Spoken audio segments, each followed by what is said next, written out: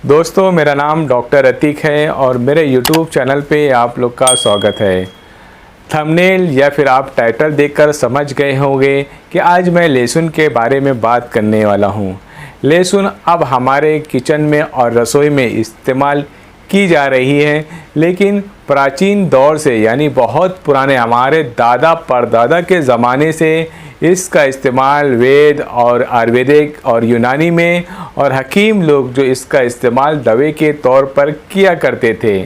लेकिन जब इसका इतना ज़्यादा फ़ायदा उन्होंने देखा कि इसके इतने सारे फ़ायदे और गुण हैं, तो क्यों ना इसे हम रोज़ अपने खाने में इस्तेमाल करें।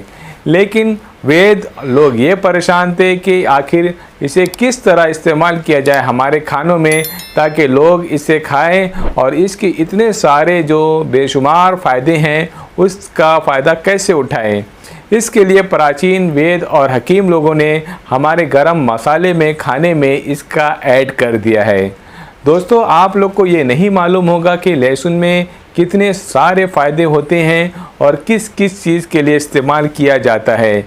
आज इसी टॉपिक के बारे में मैं बात करने वाला हूँ। एक ऐसी चीज़ जो आपके रसोई में हमेशा मौजूद होती है, अगर आप डेली इसका इस्तेमाल करेंगे तो आप किन किन बीमारियों से बच सकते हैं।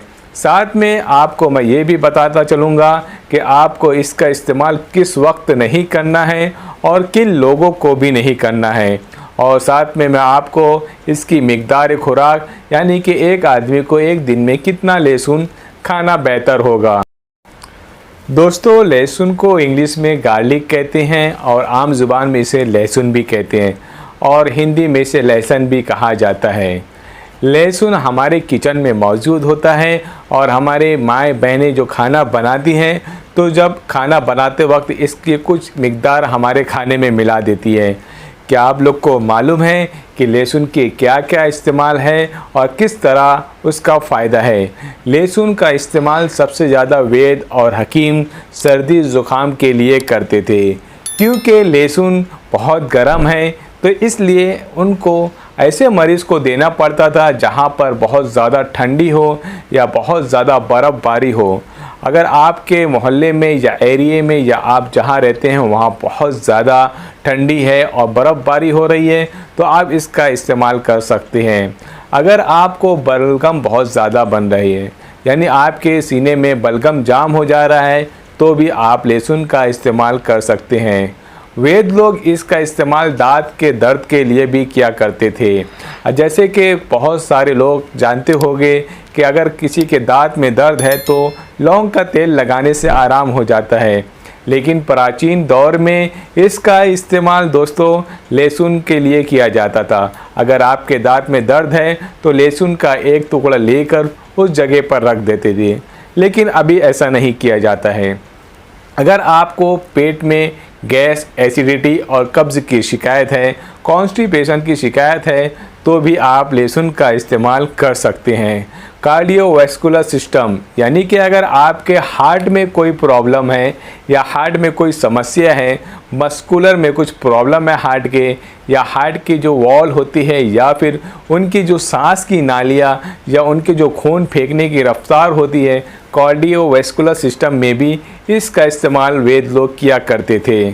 साथ ही साथ अगर कोई डॉक्टर आपको ये मशवरा करता है कि आपको ज़्यादा स्मोकिंग करने से या फिर बहुत ज़्यादा पॉल्यूशन में रहने से आपको लंग्स कैंसर होने के चांसेस हैं, तो आप इसके इस्तेमाल करके काफ़ी हद तक बच सकते हैं। दोस्तों, मैं आपको इसके फ़ायदे फिर एक बार गिनाता चलता हूँ। सबसे पहले इसका इस्तेमाल एंटी एलर्जिक के तौर पर किया जाता है। ये मल्टीविटामिन और मल्टीऑक्सीडेंट के तौर पे किया जाता है। इसे कोलेस्ट्रॉल को कम करने के लिए, अगर आपके खून में कोलेस्ट्रॉल की मिकदार ज़्यादा है तो दोस्तों आप इसके इस्तेमाल से अपना कोलेस्ट्रॉल लेवल काफ़ी हद तक कम कर सकते हैं। साथ ही साथ अगर आप इसका परमानेंट इलाज करते रहेंगे तो आप इसके इस्तेमाल से cholesterol, diabetes, high blood pressure और कई सारी बीमारियों से आप बच सकते हैं। अगर आपको हार्ट की बीमारी है, डायबिटीज़ है, कोलेस्ट्रॉल ज़्यादा हो गए हैं या फिर आपको जॉइंट पेन भी है तो आप इसका इस्तेमाल कर सकते हैं। इसे एंटीसेप्टिक, एंटीबायोटिक, एंटीवायरल और साथ में एंटी कैंसर के तौर पर भी प्रिवेंट के लिए इस्तेमाल किया जाता है। दोस्तों एक शॉर्ट टर्म में मैं बता सकता हूं कि आपको लहसुन का इस्तेमाल किस किस चीज़ के लिए इस्तेमाल किया जाता है। लहसुन का इस्तेमाल अगर आपका कोलेस्ट्रॉल बहुत ज़्यादा हो गया है, बीपी हाई है, तो उसके लिए इस्तेमाल कीजिए। आपको बार बार सर्दी हो रही है या सर्दी के मौसम में आपको एलर्जी की शिकायत हो जाती है, ठंडी बहुत ज़्यादा लगती है, तो आप उसका इस्तेमाल कर सकते हैं। लहसुन गर्म है, अगर आपके पेट में बहुत ज़्यादा कॉन्स्टिपेशन की शिकायत है और बार बार कब्ज़ की शिकायत है तो आप लहसुन का इस्तेमाल कर सकते हैं। अगर आपको जॉइंट पेन के साथ में आपको फैटी लीवर और आपके पेट में चर्बी बहुत ज़्यादा जमा हो रही है तो दोस्तों आप लहसुन का इस्तेमाल कर सकते हैं। ये तो हो गए उसके फ़ायदे, लेकिन दोस्तों बहुत कम लोग ये चीज़ जानते हैं कि लहसुन का इस्तेमाल कब नहीं करना चाहिए, यानी कि किन लोगों को लहसुन का इस्तेमाल बिल्कुल नहीं करना चाहिए। अगर वो लोग इसका इस्तेमाल करेंगे तो ये बहुत ज़्यादा फ़ायदा होने के साथ साथ थोड़ा बहुत नुकसान भी करता है। ऐसे लोगों को लहसुन इस्तेमाल नहीं करना है जिनको बहुत ज़्यादा बीपी लो हो, क्योंकि ये कार्डियोवैस्कुलर में बहुत अच्छा काम करता है। अगर आपका बीपी लो है और आप लहसुन का इस्तेमाल रेगुलर कर रहे हैं तो आपका बीपी काफ़ी हद तक गिरा सकता है। अगर ऐसी महिलाएं जो प्रेग्नेंट हैं अगर उसका इस्तेमाल करेंगे तो इनके प्रेगनेंसी में प्रॉब्लम आ सकती है, क्योंकि लहसुन बहुत ज़्यादा गर्म है, इनके बच्चे पे यानी प्रेगनेंसी पे असर कर सकता है। या फिर जिनको पेप्टिक अल्सर है या जिनके लीवर में कोई प्रॉब्लम है या फैटी लीवर के साथ साथ में उनके हेपेटोमेगाली यानी लीवर की साइज़ बढ़ गई है तो उनको नहीं करना चाहिए, क्योंकि इसमें जो होता है ये लीवर पे बहुत ज़्यादा असर करता है और लीवर के फंक्शन को डिस्टर्ब कर सकता है। तो दोस्तों ऐसे लोग जिनका लीवर में कुछ प्रॉब्लम है या लीवर फंक्शन में कुछ प्रॉब्लम है तो उनको लहसुन बिल्कुल नहीं इस्तेमाल करना चाहिए। दोस्तों मैंने ये जो तरीका बताया है ये तो एक मेडिकल लाइन ऑफ ट्रीटमेंट है, यानी कि अगर आपको कोई बीमारी है तो उसके लिए आप इस तरह से लहसुन का इस्तेमाल कर सकते हैं। आप या तो लहसुन गर्म पानी के साथ इस्तेमाल कीजिए, अगर आपको पेट में जलन या लहसुन की स्मेल बर्दाश्त नहीं होती है तो आप शहद के साथ इस्तेमाल कर सकते हैं। लेकिन अगर आप डायबिटिक हैं और आपको हार्ट में प्रॉब्लम है या आपकी कोई वॉल्व या फिर आपकी जो कैपिलरी आर्टरी ब्लॉक हो चुकी है, अगर आप उसको खोलना चाहते हैं तो अगर डॉक्टर या हकीम आपको मशवरा दिए हैं कि लहसुन खाने के लिए तो आप एक काम कीजिए, सेब का सिरका लेके आइए और कुछ लहसुन उसको भिगा दीजिए।